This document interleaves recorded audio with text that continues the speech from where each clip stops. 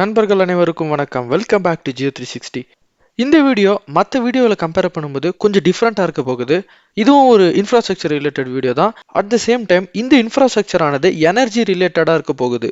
வீடியோவை ஃபுல்லாக பாருங்க, நிச்சயமா உங்களுக்கு புரியும். அதுக்கு முன்னாடி நம்ம சேனலுக்கு புதுசாக வந்திருக்கிறவங்க நம்ம சேனலை சப்ஸ்கிரைப் பண்ணலன்னா மறக்காம சப்ஸ்கிரைப் பண்ணிக்கிட்டு பக்கத்தில் இருக்கிற பெல் ஐக்கனை கிளிக் பண்ணிக்கோங்க. வாங்க இப்போ வீடியோக்குள்ள போகலாம்.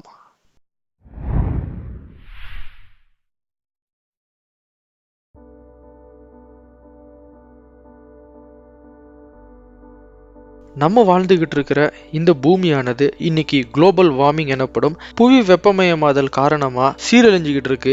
இயற்கையை மனிதர்களாகிய நாமே, அதாவது நம்ம வீட்டை நாமே அழிச்சுக்கிட்டு இருக்கோம்னு சொல்லலாம். கார்பன் எமிஷனால ஓசோன் லேயர் டேமேஜ் ஆயிட்டு இருக்கு.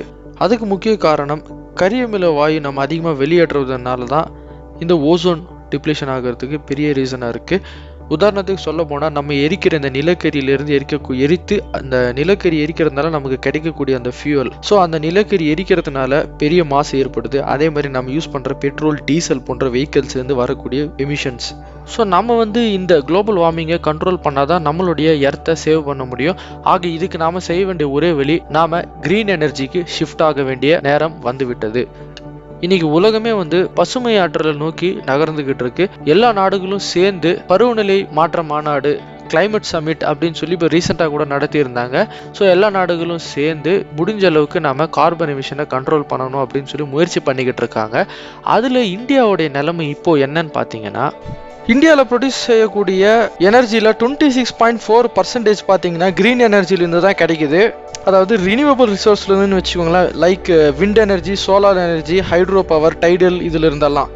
ஸோ எலக்ட்ரிசிட்டியில் கெப்பாசிட்டி பொறுத்தவரையிலும் பார்த்தீங்கன்னா ஒரு 103 மெகாவாட் நம்ம கிரீன் எனர்ஜிலேருந்து எடுக்கிறோம்.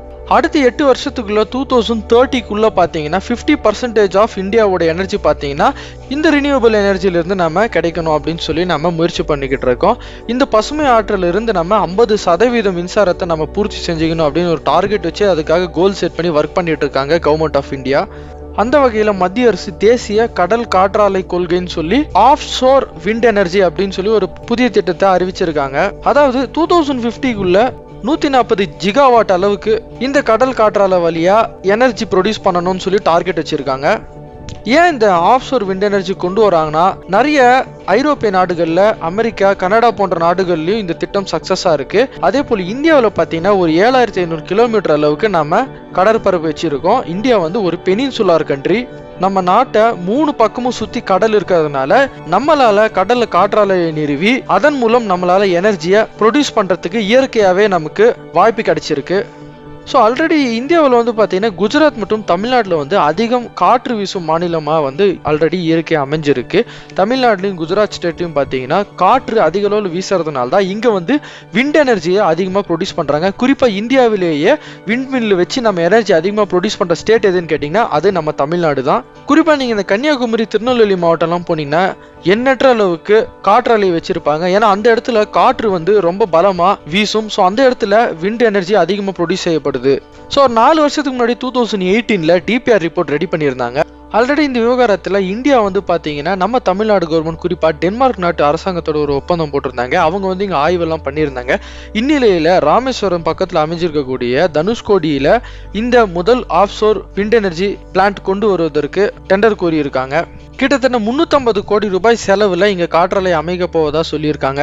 தனுஷ்கோடியில கடல் காற்றாலை ஆய்வு மையமும் நிறுவ போறாங்க. அதுக்கு 75 ஏக்கர் நிலம் ஒதுக்கீடு செஞ்சிருக்காங்க. அதே போல தனுஷ்கோடி சுட்டி ஒட்டி அமைந்திருக்கக்கூடிய கடல்ல 8 மெகாவாட் திறன்ல 2 காற்றாலையை நிறுவி பரிசோதிக்க, அதாவது டெஸ்ட் ரன் பண்றதுக்கு சென்னையில் இருக்கக்கூடிய national institute of wind energy decide பண்ணியிருக்காங்க. கடல்ல, அதுவும் தனுஷ்கோடி ராமேஸ்வரம் பகுதியில் இருக்கக்கூடிய கடல் பகுதியில் காற்று அதிகமாக வீசும்னு சொல்லியிருக்காங்க. ஸோ அந்த இடத்துல அதிக அளவில் ஆற்றல் உற்பத்தி செய்ய முடியும்னு எதிர்பார்க்குறாங்க. அதே போல் கடலில் எல்லா இடத்துலையும் நம்மளால் ஒரு விண்மில்ல அமைக்க முடியுமான்னு கேட்டிங்கன்னா நிச்சயமாக முடியாது. இதில் அதிக சவால்கள் இருக்குது. நிறைய சேலஞ்சஸை இவங்க ஓவர் கம் பண்ண வேண்டியிருக்கு. கடல்லையும் பாறைங்க அதிகமாக இருக்கக்கூடிய ஆழத்தில் தான் பைல் ஃபவுண்டேஷன் போட முடியும். அதாவது விண்மில்ல நல்ல பூமிக்குள்ளே ஆழமாக இறக்க முடியும். அதே போல் காஸ்ட்னு நம்ம பார்க்கும்போது நம்ம ஆன் லேண்டு கிரவுண்டில் நம்ம அமைக்கக்கூடிய காற்றாலையை விட கடலில் அமைக்கக்கூடிய காற்றாலைக்கு செலவு அதிகமாகும். 50 கிலோமீட்டர் அளவுக்கு கேபிள் அமைக்கவும் அதை பராமரிக்கிறதுக்கு மெயின்டெனன்ஸ் பண்றதுக்குலாம் காஸ்ட் அதிகமாகும்னு எதிர்பார்க்குறாங்க. அதே போல நல்ல எக்ஸ்பீரியன்ஸ்டான பர்சனல்ஸ் நிறைய பேர் தேவைப்படுறாங்க. Highly trained qualified and experienced man force இங்கே தேவைப்படுது. கடல்ல அமைக்க போறதுனால இங்க ஏற்படக்கூடிய நிறைய நேச்சுரல் கெலாமிட்டிஸ் வந்தாலும் அதை எதிர்கொள்ள தயாராக வேண்டியிருக்கு. நம்ம தமிழ்நாடு எலக்ட்ரிசிட்டி போர்டு இந்த காற்றாலை மின்சாரத்தை ஒரு யூனிட்டுக்கு அதிகபட்சமா ₹3.10 வாங்குறாங்க. வேறஸ் இந்த ஆஃப்ஷோர் விண்ட் எனர்ஜியிலிருந்து நம்ம வாங்கணும் அப்படின்னு பார்த்தீங்கன்னா ஒரு யூனிட்டுக்கு ₹9 வரைக்கும் இருக்கலாம்னு எதிர்பார்க்குறாங்க. சர்வதேச நாடுகள் குறிப்பா வெஸ்டர்ன் கண்ட்ரிஸ் எல்லாம் பார்த்தீங்கன்னா அதிக அளவில் இந்த ஆஃப்ஷோர் விண்ட் எனர்ஜியை யூஸ் பண்ணி அவங்க தேவைகளை பூர்த்தி செய்கிறாங்க. அந்த வரிசையில் ஏஷியாவில் சைனா ஆல்ரெடி பண்ணியிருக்காங்க.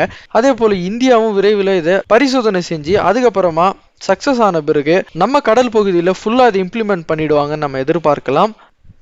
இந்த வீடியோ உங்களுக்கு பிடிச்சிருந்தா லைக் பண்ணுங்க, உங்கள் ஃப்ரெண்ட்ஸ் கூட ஷேர் பண்ணுங்க, உங்களுடைய கமெண்ட்ஸை கீழே கமெண்ட் செக்ஷனில் சொல்லுங்கள். மீண்டும் ஒரு அடுத்த பதிவில் சந்திப்போம். நன்றி, வணக்கம், ஜெய் ஹிந்த்.